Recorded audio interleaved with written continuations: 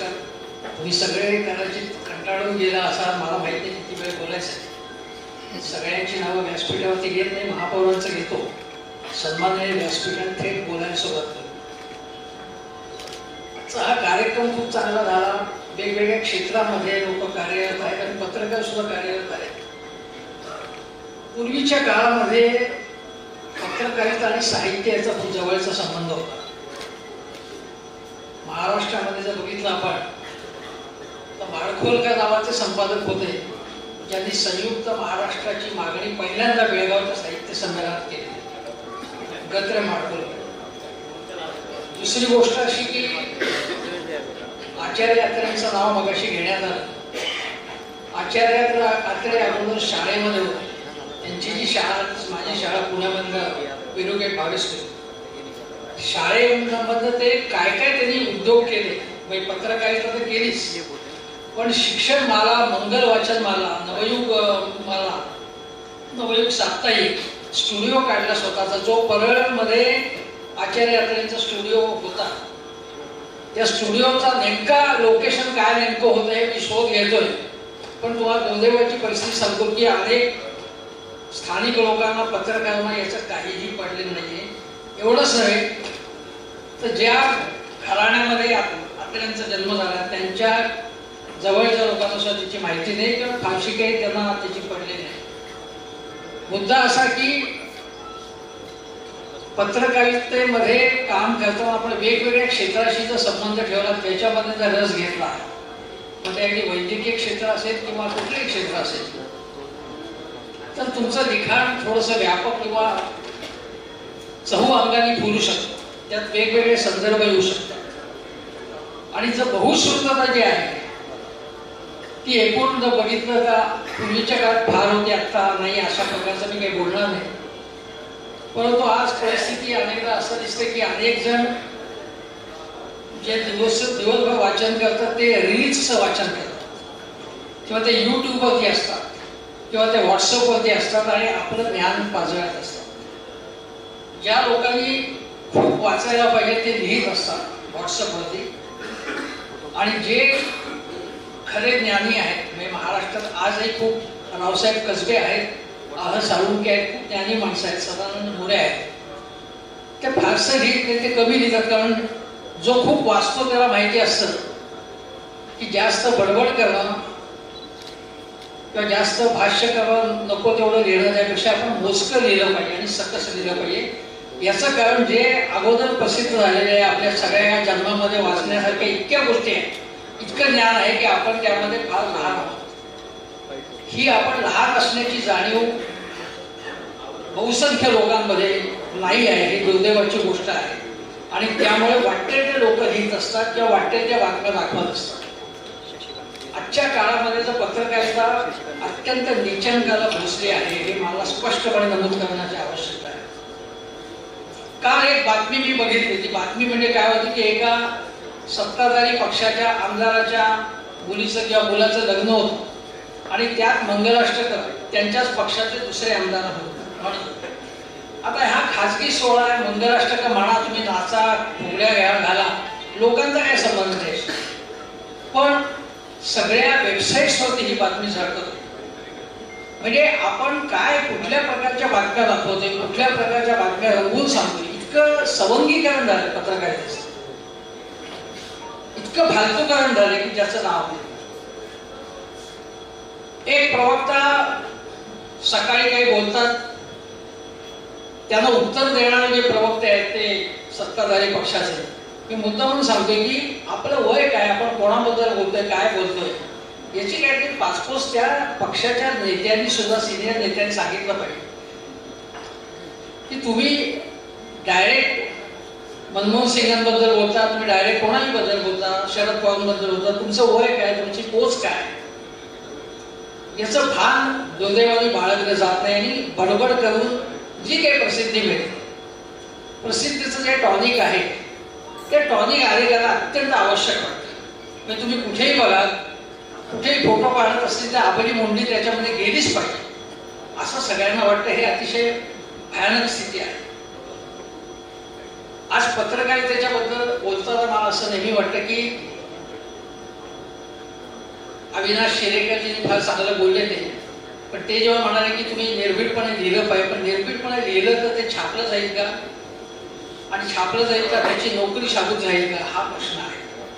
त्यामुळे निर्भीडपणे लिहिता येत नाही. आज आमच्यासारखे ज्यांनी अनेक वर्ष पाहिली, तुम्हाला उदाहरण सांगतो मी, मला 50 वर्ष झाली मला पत्रकारितेमध्ये. 1976 साली 1976च्या पुणे विद्यापीठाच्या पदव्युत्तर जे शिक्षण मी तिथे घेतलं त्याला 50 वर्ष झाली, म्हणून गेल्या महिन्यामध्ये पुण्यामध्ये आम्ही सगळेजण एकत्र आलो. त्यामध्ये बरेच पत्रकार होते, संपादक होते माझ्या पिढीचे. आता मी 50 वर्ष आहे हे काही त्याच्यात काही विशेष काही, उद्या 60 वर्षाचं होईल त्याच्यात काही मतलब नाही. मुद्दा आहे की काय गोष्टी तेव्हा घडत होत्या. आता लोकांना वाटतं की आणीबाणीमध्ये भयानक परिस्थिती होती, आणीबाणीचं कोणी समर्थन करत नाही, आणीबाणीमध्ये सेन्सॉरशिप होतं. पण त्याच आणीबाणीमध्ये मी पत्रकारिता जेव्हा शिक्षण घेत होतो त्यावेळी नवी दिल्लीमध्ये आमचा अभ्यास दौरा गेला होता आणि इंदिरा गांधींना आम्ही भेटलो. मी स्वतः त्यांच्या घरी, आम्ही अनेक जण होतो, मी स्वतः त्यांना प्रश्न विचारला की आणीबाणी तुम्ही का करता, आणीबाणी बिलकुल समर्थनीय नाही. बघा आता 1976चा काळ आणि आज म्हणजे तेव्हा तर मी खूप तरुण होतो आणि अजिबातच भय नव्हतं कशासाठी. पण त्यांनी उत्तर दिलं. ते असं म्हणाले की प्रश्न कसा विचारला तुम्हाला ताबडतोब अटक करतो, असं काही म्हणाले नाही. त्यांनी शांतपणे उत्तर दिले की देशामध्ये काय परिस्थिती होती. आता देशामध्ये काय परिस्थिती होती ते मला आत्ताच्या ऑइल क्रायसिसच्या संदर्भामध्ये, गॅस क्रायसिसच्या संदर्भात सांगावंसं वाटतं. 1973 साली तुम्हाला काही संदर्भ कदाचित आजच्या युद्धाच्या पार्श्वभूमीवरती आवश्यक वाटते. तेव्हा तेल संपन्न ज्या देश आहेत ते सगळ्या ओपेक देश म्हणायचे जातात, त्यांची संघटना होती, त्यांनी प्राइसेस वाढवले 1973. बघा 1971 मध्ये बांगलादेशच्या युद्धामध्ये आपला विजय झाला होता. इंदिरा गांधींची लोकप्रियता कमालीच्या पातळीला पोहोचलेली होती. पण त्याच वेळी महाराष्ट्रामध्ये 1972 साली भीषण दुष्काळ पडला आणि महाराष्ट्रामध्ये मराठवाड्यामधनं, विदर्भातनं, पुण्यात, मुंबई ठिकठिकाणी फार मोठ्या प्रमाणात स्थलांतर होतं. मी जेव्हा पुण्यामध्ये आबासाहेब गरवारे कॉलेजमध्ये, तेव्हा ABS कॉलेज म्हणायचं, त्या कॉलेजमध्ये शिक्षण घेत होते 1972 ते 76 मध्ये. त्यावेळी पुण्यामध्ये लकडी पूल किंवा संभाजी पूल ज्याला म्हणतो आपण, त्याच्या आसपास कर्वे रस्त्यावरती लोक पथारीपासून असायचे, मी पाहिलेले, आणि अत्यंत भीषण अवस्था. त्यावेळी त्याच्या पुढच्या वर्षी तो दुष्काळ पडला आणि संपूर्ण देशामध्ये सातत्याने 3 वर्ष दुष्काळ पडला. त्याच्यामध्ये ओपेक देशांनी तेलाचे भाव वाढले. अशा वेळी किती बिकट परिस्थिती होती आणि त्या बिकट परिस्थितीमध्ये जयप्रकाश नारायण वगैरे आंदोलन सुरू केले, विरोधी पक्षाने आंदोलन सुरू केलं. मग आणीबाणी हा सगळा संदर्भ आपण लक्षात घेतल्यापैकी परिस्थिती काय होती, आणीबाणीच्या अगोदरची परिस्थिती नेमकी काय होती हे संदर्भ तुम्हाला लक्षात घेतल्याशिवाय तुम्हाला त्या काळच्या पद्धत बोलता येत. पण काहीही ठोकून देत. आता दुसरी गोष्ट सांगतो की ज्यावेळी तुम्हाला कदाचित इकडून तिकडे गाडी गेली असं वाटेल, पण थोडा वेळ म्हणून अत्यंत महत्वाचं मला जे वाटतं ते सांगतो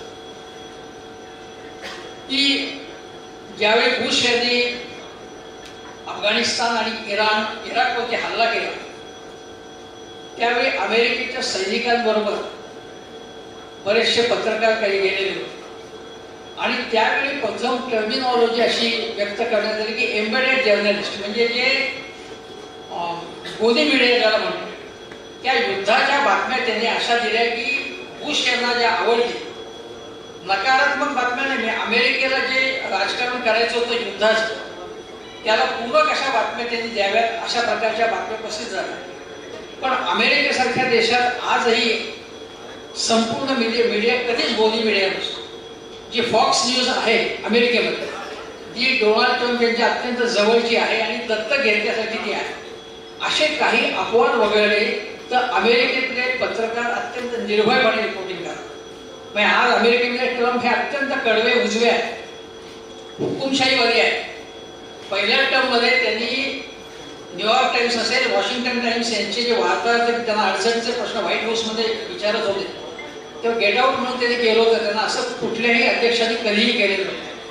पण त्यांनी गेट आउट म्हटलं तरी सुद्धा वॉशिंग्टन टाइम्स यांनी लिहायचं थांबवलं. किंवा त्याच्या अगोदर रिचर्ड निक्सन जे अमेरिकेचे अध्यक्ष होते त्यावेळी वॉटरगेट नावाचं प्रकरण घडलं की अन्य पक्षाच्या मध्ये त्यांचं संभाषण चोरून ऐकायचं, त्याची माहिती घ्यायची, असं एक वॉटरगेट स्कॅम फार मोठं गाजलेलं होतं आणि त्यामध्ये रिचर्ड निक्सन यांना जावं लागलं. हे अमेरिकेमधली वर्तमानपत्र, अमेरिकेमध्ये भांडवलशाही असो काही असो, अशा प्रकारचा आज महाराष्ट्रात किंवा भारतामध्ये दिसते का? अजिबात दिसत नाही. आज मध्यंतरी पृथ्वीराज चव्हाणांनी एक चांगलं भाष्य केलं, त्याच्यावर खरं म्हणजे चर्चा व्हायला पाहिजे.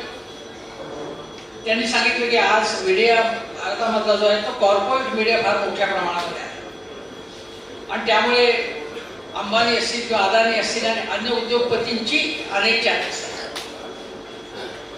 आज आपण म्हणतो की कॉम्पिटिशन कमिशन आपण नेमलेले काही वर्षांपूर्वी कुठल्याही उद्योगामध्ये मक्तेदारी असता कामा नये. पण सगळ्यात महत्त्वाची आणि गंभीर गोष्ट असे की भारतासारख्या लोकशाही देशामध्ये मीडियामध्ये काही विशिष्ट उद्योगपतींची मक्तेदारी निर्माण झालेली आहे. ते वेगवेगळे प्लॅटफॉर्म्स मीडियाचे सगळे त्यांच्याकडे आहेत. अशा वेळी आपण लक्षात घेतलं पाहिजे अशा वेळी की ज्यावेळी एखाद्या मीडियाकडे वेब पोर्टल असेल, टेलिव्हिजन चॅनल असेल, वर्तमानपत्र असतील आणि माध्यमाचे सर्व गोष्टी, केबल असेल, सॅटेलाइट असेल त्यांच्याकडे, तर तो माहिती सरकारला अनुकूल अशा प्रकारचीच देतो. कारण या क्षेत्रामध्ये या उद्योगपतींचा इंटरेस्ट आहे किंवा हितसंबंध आहे, त्या हितसंबंधांच्या मध्ये जर ते हितसंबंध सांभाळण्यासाठीच बातम्या दिल्या जातात, लेख प्रसिद्ध केले जातात. आज भारतामध्ये असं दिसतं. अर्णब गोस्वामी यांचा चॅनल एकमेव नाही, असे अनेक चॅनल आहेत की ते केवळ सरकारची भाडगिरी करतात किंवा तरफदारी करतात. मग याला उत्तर काय दिलं जातं की मग आणीबाणीमध्ये काय होतं? आणीबाणी जरूर या गोष्टी होत्या, पण आणीबाणीमध्ये 2 वर्षच आणीबाणीमध्ये जेम नाही आणि आणीबाणीमध्ये धर्मवादी प्रचार करणं किंवा धार्मिक विद्वेष निर्माण करणं हे मीडियाच्या माध्यमातून होत नाही.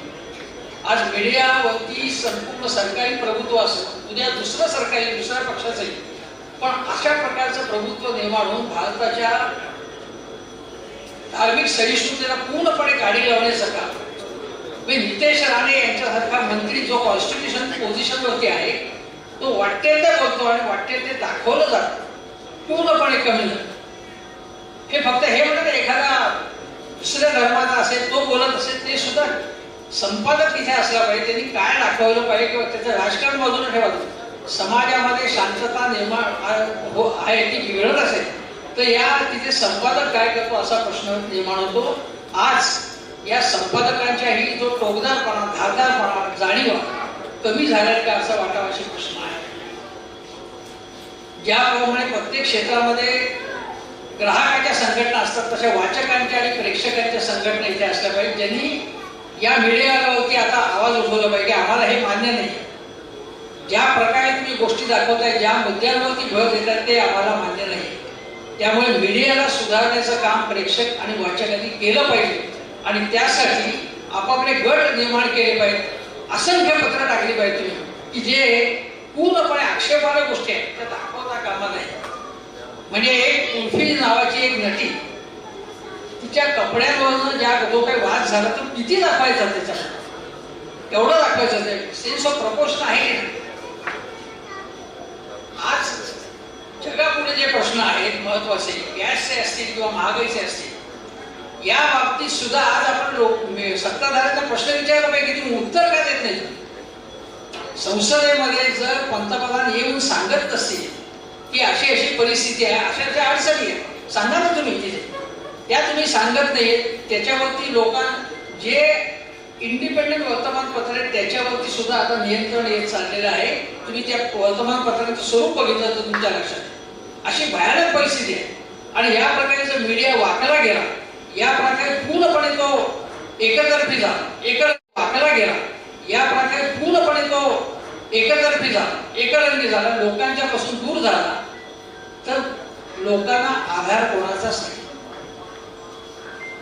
हे मगाशी ज्याचा उल्लेख झाला की न्यायालयांची काय अवस्था झालेली आहे, हे अनेक न्यायाधीश सुद्धा खाजगीमध्ये सांगतात. कुठची केस याच्यावरती आणायची पुढे, कुठची मागे ठेवायची, हे आपल्याला दिसतंय. मी एका पक्षाच्या बाजूने किंवा विरोधात असं बोलत नाही. आता या मगाशी ज्याचा उल्लेख झाला यशवंतराव चव्हाणांचा, त्यांचा एक प्रसंग सांगतो की कशा प्रकारचं वातावरण होतं आणि कशा प्रकारे आज आहे. म्हणजे सत्ताधारी विरोधी पक्षात, त्याचप्रमाणे उद्योगपतींशी संबंध ठेवण्याबाबत यशवंतराव चव्हाण हे पहिले मुख्यमंत्री होते. मला गंमत सांगतो की महाराष्ट्राचा इतिहास सुद्धा अनेक नेत्यांना दुर्दैवाने माहीत नसतो. ही अत्यंत भयानक स्थिती आहे. यशवंतराव हे 1960च्या अगोदर वैभाषिकाचे मुख्यमंत्री होते, ज्यामध्ये मुंबई आणि गुजरातचे भाग एकत्र होते, महाराष्ट्र आणि गुजरातचे भाग एकत्र होते, आणि त्याच्या अगोदर सुद्धा ते मंत्री होते. आणि जी संयुक्त महाराष्ट्राची चळवळ खूप वर्ष चालू होती, त्यावेळी यशवंतराव आणि नेहरू यांच्या विरोधात महाराष्ट्रातलं वातावरण खूप होतं. पण ज्यावेळी महाराष्ट्र राज्याची स्थापना झाली, त्यावेळी त्यांनी सांगितलं की आता हे सगळं मागे गेलेलं आहे. आता सगळा महाराष्ट्र, ज्यामध्ये विदर्भ आणि मराठवाड्याची आपली उपेक्षा होती असं वाटत होतं, त्यांनी सांगितलं माझं पहिलं आव्हान आहे की महाराष्ट्राच्या सर्व भागामध्ये भावनिक एक ऐक्य निर्माण झालं पाहिजे, आणि त्या दृष्टीने त्यांनी वाटचाल केली. यशवंतराव पूर्वी सह्याद्री, जे आज अतिथीगृह आहे, त्या ठिकाणी मुख्यमंत्र्यांचं निवासस्थान होतं, तिथे राहत होते. आणि सकाळी एक गृहस्थ त्यांच्याकडे यायचे, सकाळी 7 वाजताच, आणि ते त्यांना भेटले. त्यांचं नाव होतं घनश्याम दास बिर्ला, जे भारतातले सगळ्यात मोठे उद्योगपती.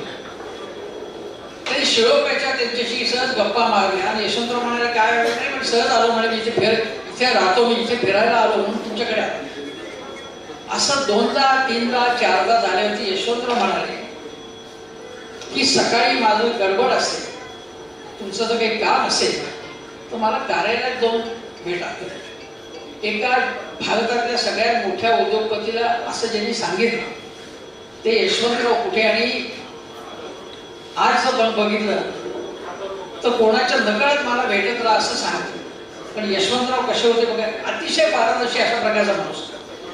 ज्यावेळी ते परदेशामध्ये जायचे तेव्हा तिथल्या पुस्तकांच्या दुकानांना भेटी द्यायचे, आणि मी ज्यांच्याबरोबर काम केलं ते आमचे गोविंद तळवलकर जे होते, त्यांना विचारले की तुम्हाला काय पुस्तक हवी आहेत. तर त्यांनी सांगितलं की अमुक पुस्तक मग यशवंतराव म्हणाले चायनाबद्दल अजून एक लेटेस्ट पुस्तक आहे, ते आणू का, ते तुम्ही वाचलंय का. हा मुख्यमंत्री माणूस किंवा अर्थमंत्री होते देशाचे, गृहमंत्री होते, उपपंतप्रधान होते, वेळ कुठे काढत असतील ते आणि कसे वाचत असतील वाचत होते. अशा प्रकारची ज्याला एक पूर्णपणे साहित्याची जाण, नाटकाची जाण, याच्यामुळे तुमच्या लिडरशिपमध्ये एक प्रकारचे एक वेगळा ओलावा येतो, सांस्कृतिक समज येते, लोकांबद्दलची आत्मीयता वाढते, स्वातंत्र्य चळवळीचा इतिहासच होतो. दुसरं उदाहरण होतं की एकदा विधिमंडळामध्ये, विधानसभेमध्ये चर्चा सुरू असताना एस.एम. जोशी, आदरणीय एस.एम. जोशी हे विरोधात होते तेव्हा, आणि ते प्रश्न विचारत होते. यशवंतराव मुख्यमंत्री होते, मंत्र्यांनी उत्तर दिलं. एस.एम. जोशींचं समाधान झालं नाही, त्यांना माझ्या प्रश्नाचं हे उत्तर नाही. पुन्हा त्यांनी प्रश्न विचारला, पुन्हा त्यांनी उत्तर दिलं. एस.एम. म्हणाले माझ्या प्रश्नाचं उत्तरच दिलं नाही. तेव्हा ते वैतागून ते मंत्री एस.एम. जोशींना उर्मटपणे काहीतरी बोलले. ताडकन यशवंतराव मुख्यमंत्री उठले आणि सांगितलं ही बोलायची पद्धत नाही विरोधी पक्षांची. अतिशय आदरणीय नेते आहेत ते, आणि त्यांची माफी मागितली, आणि त्या मंत्र्यांनी तिथे त्यांची माफी मागितली. ही संस्कृती महाराष्ट्राची होती. आज याच्या उलट जर तुम्ही अपमान केला, अजून अपमान केला, अजून 2-3 लोकांनी अपमान करा, अशा प्रकारचं जर वातावरण असेल, कारण केवळ तो प्रतिपक्षाचा विरोधी पक्षाचा आहे म्हणून, तर ही संस्कृती महाराष्ट्राची नाही. मी यशवंतरावांची संस्कृती काय, दुसरं उदाहरण म्हणजे उद्धवराव पाटील जे विरोधी पक्ष नेते होते, त्यांच्या सत्कार सोहळ्याला सगळ्या वेळात वेळ काढून सगळ्या गोष्टी बाजूला ठेवून यशवंतराव गेले होते. जे उद्धवराव पाटील यशवंतरावांना धारेवर धारत होते अत्यंत, पण यशवंतराव त्याच्यामुळे अजिबात दुखावले. ते त्यांचं कामच ते म्हणाले. उलट त्यांना मुख्यमंत्री पदाची ऑफर सुद्धा त्यांनी दिली की तुम्ही या मुख्यमंत्री व्हा. त्या काळामध्ये जे बेरजेचं राजकारण म्हणायचं तेच आम्ही केलं तर त्यात चूक काय. ते बेरजेचं राजकारण म्हणजे खोके देऊन लोकांना बोलवत नव्हतं. नेहरूंचं किंवा यशवंतरावांचं म्हणणं होतं की शेतकरी कामगार पक्ष असेल, रिपब्लिकन पक्ष असेल किंवा कम्युनिस्ट पक्ष असेल, त्यातल्या लोकांना त्यांचं सांगणं होतं की काँग्रेस पक्ष हा देशामध्ये सगळ्यात मोठा पक्ष. त्यावेळी विरोधातले पक्ष अतिशय कमी होते आणि दुबळे होते.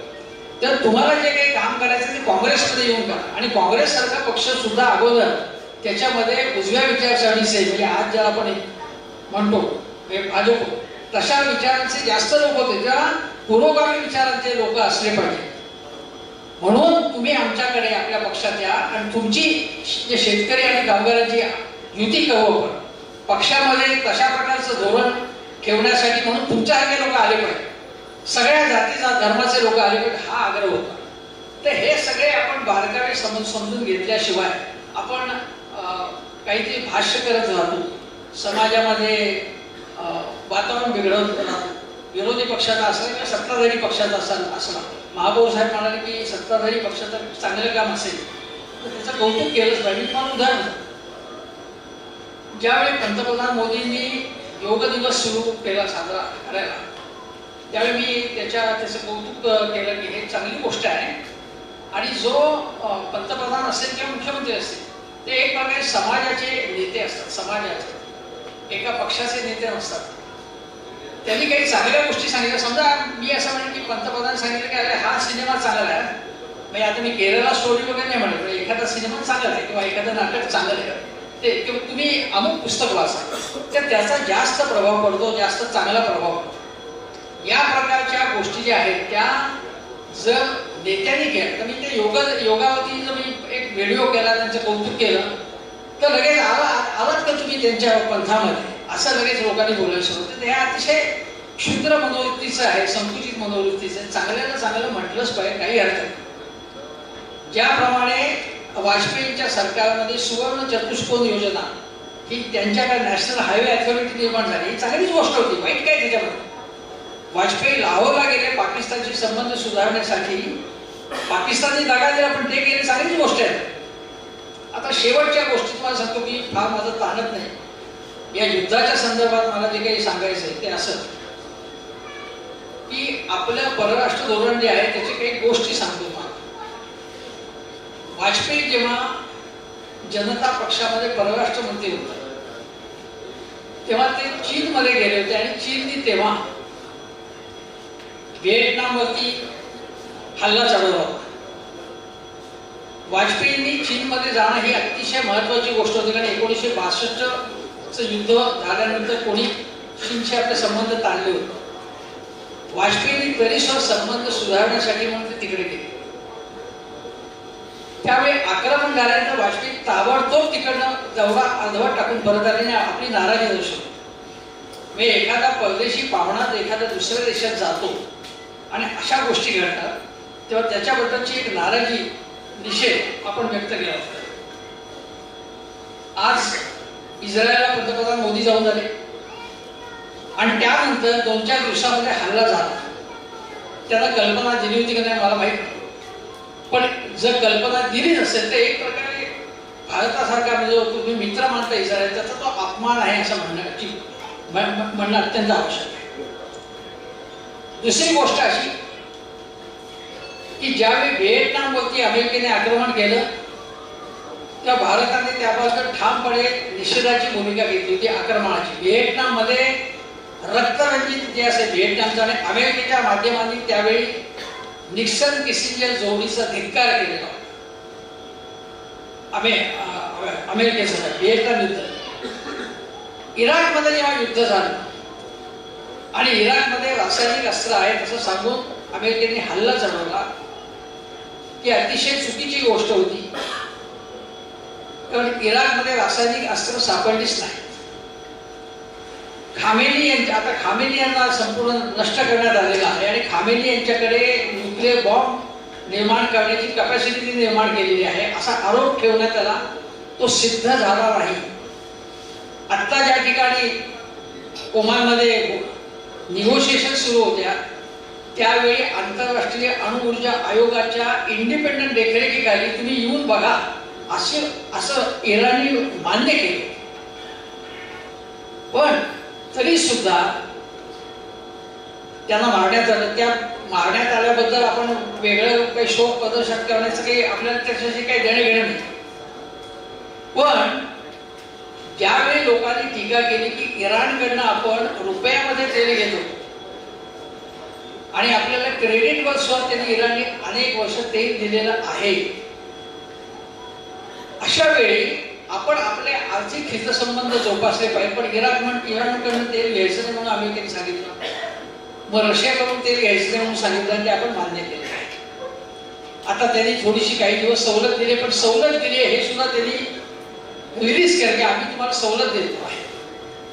ट्रम्प यांच्यासारखा नेता व्हेनेझुएलाच्या अध्यक्षाला सपत्नीक तिकडनं पकडून मुसक्या बांधून आपल्या देशात आणतो.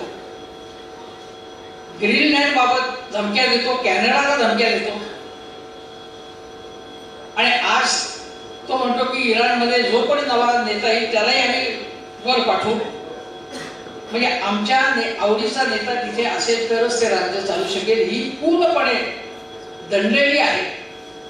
आणि एक प्रकारे जुना जो आपण साम्राज्यवाद म्हणतो तो पुन्हा आलेला आहे, जो आपण 1944-45 सेकंड वर्ल्ड वॉर नंतर एक आंतरराष्ट्रीय आपण युनायटेड नेशन्स, WTO यासारख्या संघटना ज्या निर्माण झाल्या, WTOच्या आधी गॅट नावाच्या संघटना, आंतरराष्ट्रीय नियम कायदे कानून आपण प्रस्थापित केले, ते सगळे बाजूला ठेवून आपण पूर्णपणे एका माणसाच्या हुकुमशाहीला शरण जातो आणि संपूर्ण जग काहीही करू शकत नाही.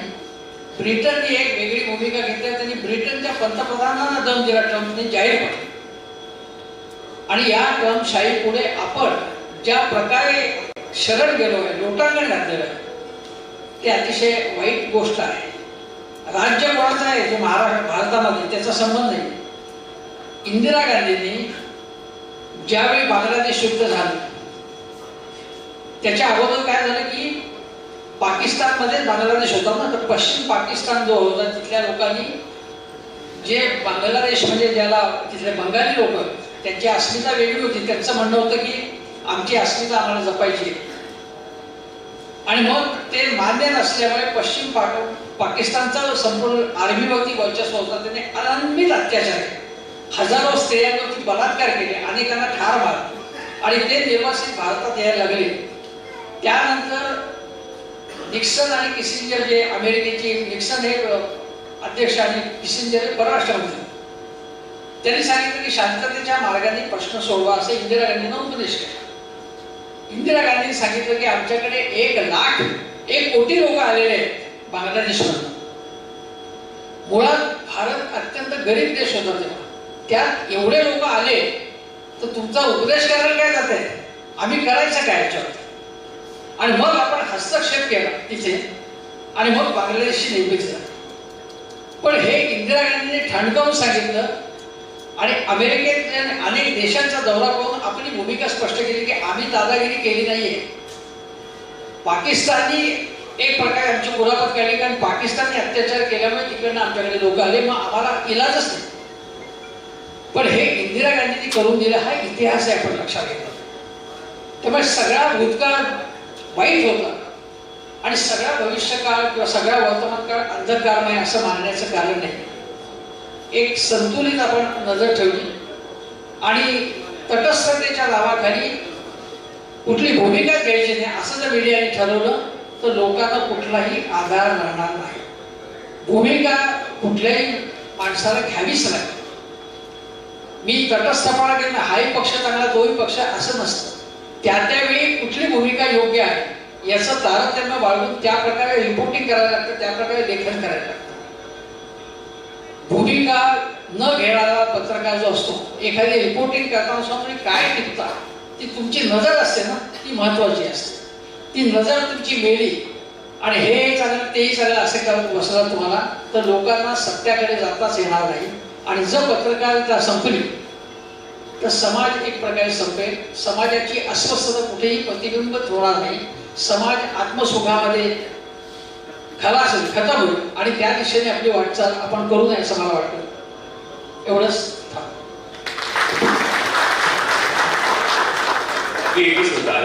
प्रेस फोटो घेऊयात, पुढे खुर्च्या लावून घ्या. सरांनी सांगितल्याप्रमाणे अगदी त्या गोष्टीचं मी एका शब्दामध्ये विश्लेषण करेन की जन्मानं आपल्याला जो काही वारसा मिळालाय बनवतात तोच